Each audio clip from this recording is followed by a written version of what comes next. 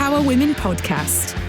For your career and your life, no matter what business you're in. Hello and welcome to a brand new episode of the Northern Power Women podcast. I'm Sam Walker and she is Simone Roche, and here we are with you every single week to talk about life, career and everything in between. What are you rustling at? I can hear you rustling away in the background, Simone. Oh, it's not me. I'm not eating crisps. No, for once. Guilty pleasures. Absolutely. What's been to do this week then in the world of Northern Power Women? Big week, actually.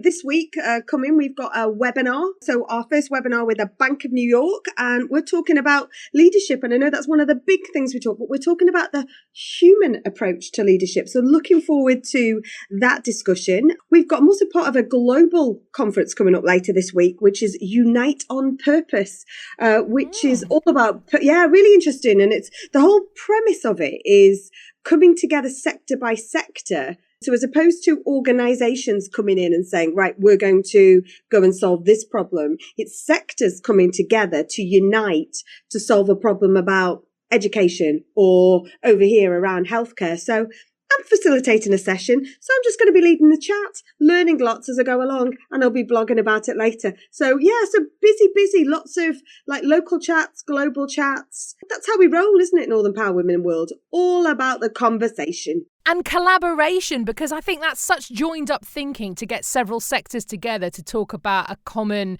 issue. And it's something that you look at some of the kind of greatest ideas in the world are all born out of collaboration and conversation. And yet it's still something that isn't done that much, especially, dare I say it, around things like government. 100%. That's a separate podcast that on its own, I think, Sam. But I do see that, I'm definitely seeing that over this world we're currently in this current way of working. And I am actually seeing more of that want to collaborate. You know, we love collaborating, don't we? And I'm a big fan. But because people are solving different problems and not different, but new problems. Yeah. And equally writing new history, then there was absolutely more of how did you tackle that? How did it, so back in the early days, do you remember the first lockdown? How are you dealing with technology? How are you dealing with checking in with people on their mental health and well-being? How are we dealing with that? And I definitely saw that real share of information because people are at the heart of it. And I think this concept of Unite on Purpose, it's about reinventing and reigniting the economy with purpose. So businesses leading it, by sectors leading it, to be able to make our new way of working. So which I'm all over, because I've said it before, I don't like build back better. I think it's all about looking future brighter, isn't it? Looking, rather than look at what we've always had. And it is not about throwing the baby out with the bathwater either, but it is about taking what we've learned and going, right, actually, by coming together, we're going to do this a different way. So I will report back. That's really good. And you think about it, and business has been about purpose for some time now. I mean, business used to be solely about profit, about what the shareholders could get.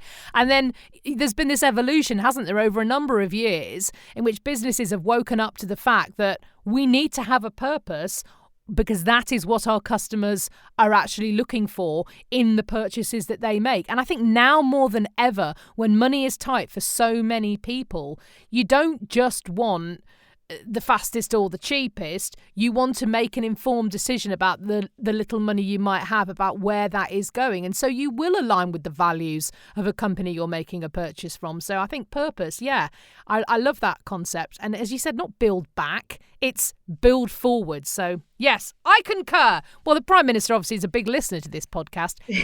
I should probably say he's not really.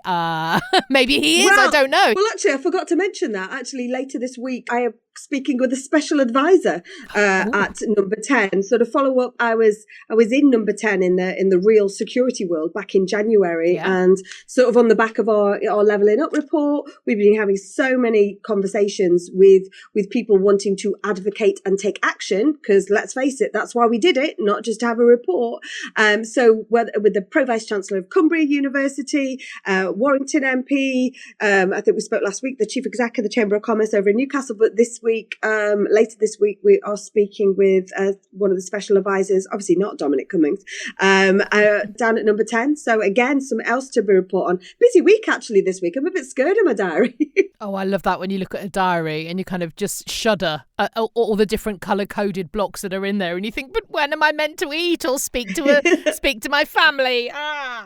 I always find time to eat. Anyway, look, I want to talk a little bit about International Men's Day, because International Men's Day was, of course, last week.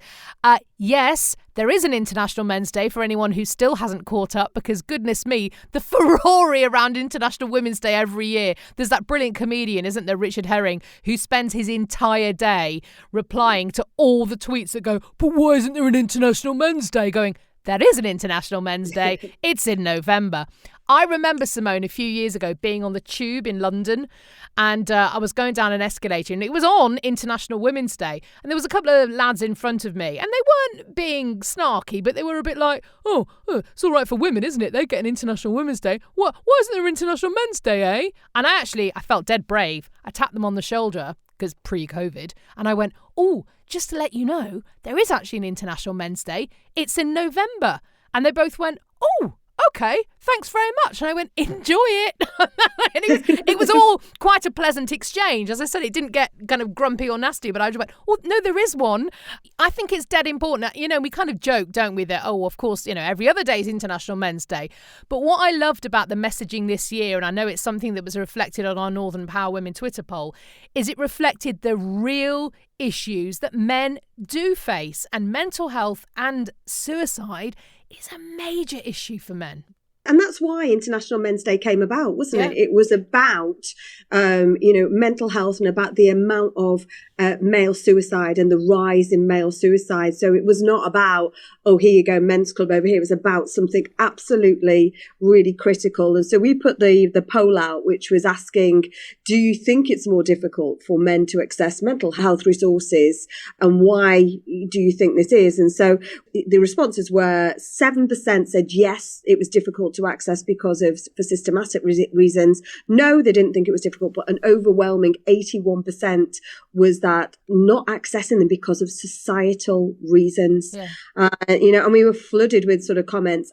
Alex Cousins, a regular to Northern Power Women podcast, and she's like, I'm a wife and a mother of boys and mates or blokes, and 3 times as many men as women die by suicide. Men aged 40 to 49 have the highest suicide rates in the UK. Real worry. And Laura Hepburn, we live in North, lass, and if you can't see it, you can't fix it. Our plight to make it acceptable is getting better. But it's really important to talk about it. Leanne Potter, who's been on with us before, her husband was talking to her about this. He was reading an article about 10 Leeds charities that had been giving generous donations, but he noted that not one of them were for men, which was interesting. Oh, the one here from Gemma Aitchinson, who was nominated for one of our awards a few years ago, and it was about, we talk about stereotypes a lot, but this is about, gender stereotypes, which unfortunately they do uphold, which it's not weak to have mental health issues. It's not weak to talk about it. It's not weak to get professional help. It's weak to let masculinity get in the way of your well-being. And then it's hashtag don't be a look after yourself.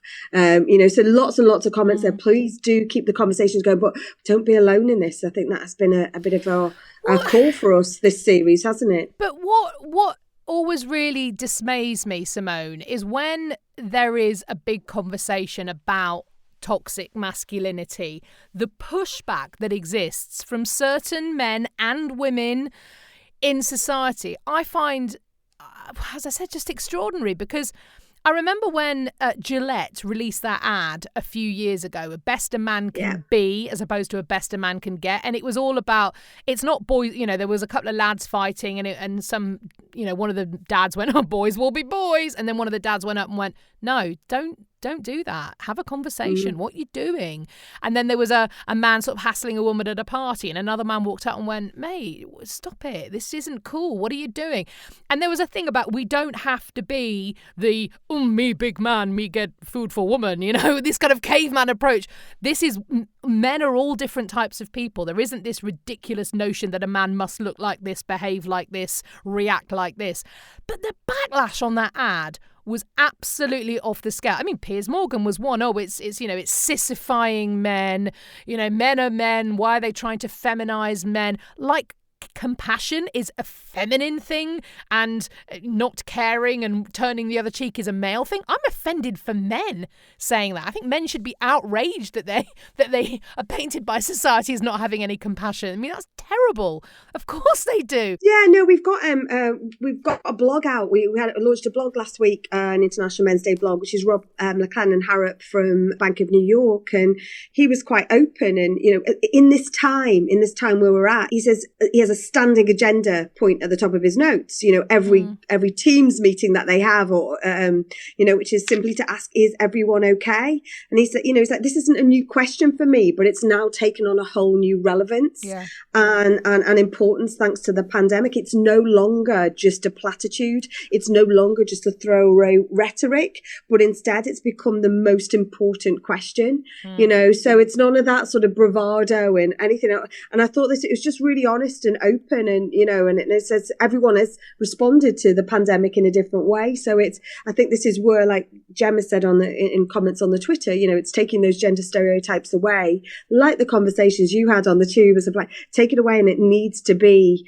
We've all had tough days during the last few months. Like I said, it's no longer just a platitude or a throwaway. It's really important to have these conversations. And are you okay? And just those 3 words make a massive difference to someone else. Well, I want to talk about a few tips for mental health working from home in a minute, for a brilliant article I read.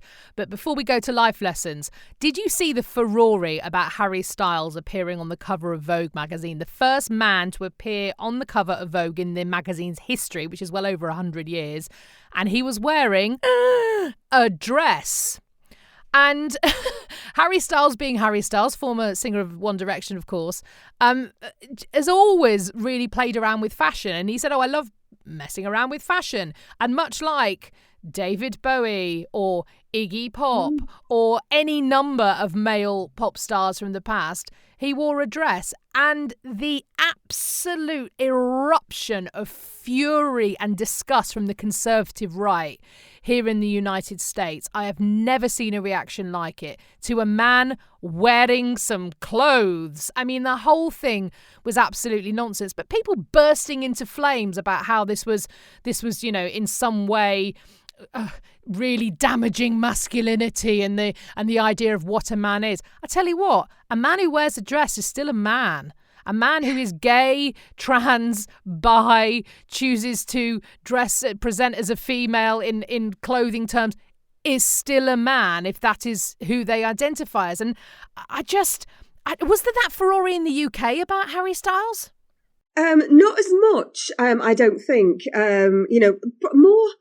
More done with a tongue-in-cheek and humour. And I think this is maybe one of those examples where not understanding the British humour, maybe. I don't know. Yeah. I was a bit like, I just thought, oh, right, there you go. Publicity, different type of way to tell a story, almost the tongue-in-cheek, the antithesis of the manly man. It was almost the antithesis of that, especially if you think of the last few months of the election campaigning and the language and nobody needs that nastiness. Nobody needs those nasty words. So I don't know. I don't know whether it's there's so many ways you can look at it, but I didn't see as much furore as I read about the states responding to it, and the gender anxiety, the American rights gender anxiety is what they're talking to it. But interesting. But hey, everyone's talking about it. Well, yeah. I mean, the conservative right here, again, that's a whole other podcast, because it feels like you're living in a different, not even decade, millennia sometimes. But that's another story. You know what we need, Simone, now? We need to get some life lessons going on in our world. And this week, some fantastic nuggets of wisdom come from Diane Watson, the founder of She Can Prosper and the principal partner for Sovereign Wealth. Hi, my name is Diane Watson and I'm the founder of She Can Prosper, and I'm also a principal partner with Sovereign Wealth Management.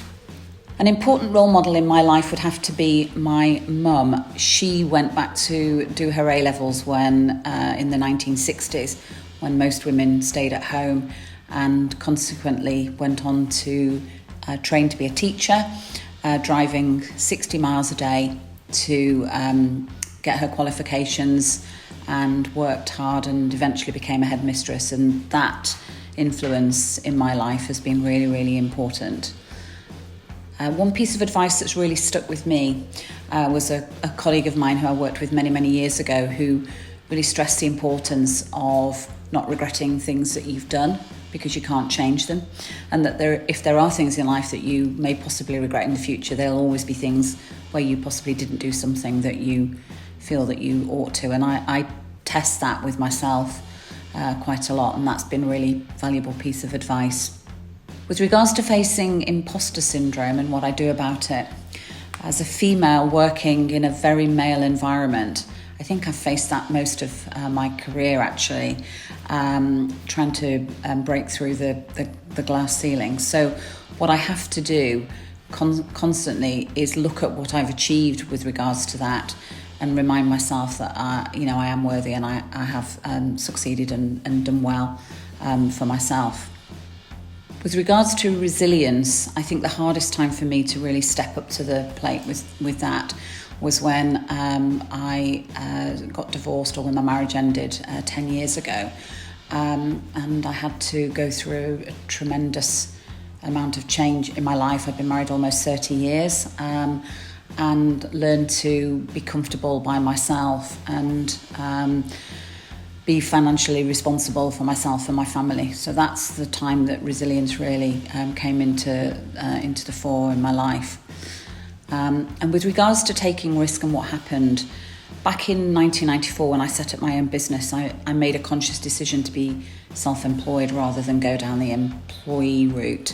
And whilst that seemed like a big risk at the time, actually, it's possibly the best thing that I ever did, because it's allowed me to have choices and make decisions for myself rather than rely on anybody else.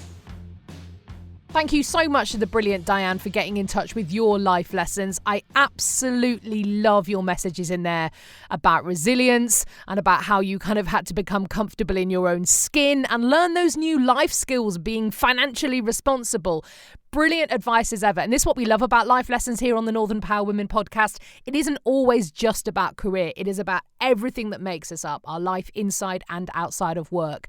We'd love to hear from you. Please get in touch. Just send us a quick email, podcast@northernpowerwomen.com, and we will do all the rest. It's that simple. We'll tell you what to do. It'll take 5 minutes of your time. And really, it's the bit that we know people love, love, love to hear. So please do get in touch. Thank you. Look, before we head off into the sunset, Simone, I read a lovely article this week about how to make working from home more bearable.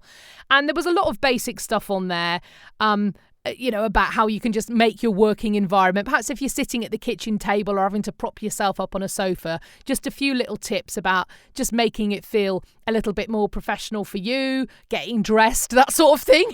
So many of us just haven't got dressed during this pandemic whilst we've been working from home. But there was a couple of extra bits that I really loved, and I just wanted to share those. And one was just so simple. And it was something that I'd noticed the day before when I was sitting at my table doing some work. And I thought, my windows are filthy. And because of all the sand and the dust from the desert, it was actually blocking out quite a bit of light. And one thing it said on this little how to work from home, make working from home more pleasant for you, was clean your windows. Because if you clean your windows, literally a dirty window can actually hold out about a third of light. And we need sunlight. And while we can't go outside much, especially for you in the UK where it's a bit dingier and darker at this time of year, 5 minutes cleaning the window next to where you sit can actually make a massive difference to your mental health. And I thought, what a nice little tip for something that's going to take you a couple of moments but can make a big difference to how you feel sitting down to work every day. So obviously, I live on a boat. Yeah, so I'm just clean your porthole. I'd like to see how we're going to do that on the waterside once. That could be a bit. Maybe I've got to get out on the paddleboard, get me balance right, a few like kind of core yoga exercises on my paddleboard, and do the windows as we go. I might just have to hold till the better weather on that one, Sam. I'm just thinking I want Northern Power Man to be videoing all of that as it happens, and I want it to happen this week. Video evidence, please. Thank you. Based on the fact we've not had central heating for 2 weeks, again, first world problem. You're thinking heating? What is that thing? Yeah. So once he's finished with fiddling with the heating and I've finished putting it all back together again, then we might get onto the windows. Just do it. Not. You could also get some plants and declutter. There was another couple of little ideas of what you can do. So maybe just get yourself a nice spider plant instead of getting out on that paddleboard. That'd be the way forward. Or what you could do while you're at home, you could get your phone, turn it landscape and record a video message for us which says, I am NPW because share us your tips for the year because we will include them in our NPW Cheers celebration on Monday the 7th of December. Here's the plug for that. So for more information, do come and get involved in that. We've got some really great ones so far, but just send us your little video message. Come and be part of our celebration. Get yourself online at northernpowerwomen.com/cheers. That's simple. There we go. Thank you so much for listening. Another week of great conversation, a little bit of advice, and of course, your life lessons. Simone will be back with you with a very special guest on next Monday, November the 30th. Until then, this is the Northern Power Women podcast. I'm Sam Walker, and the Northern Power Women podcast is a What Goes On media production.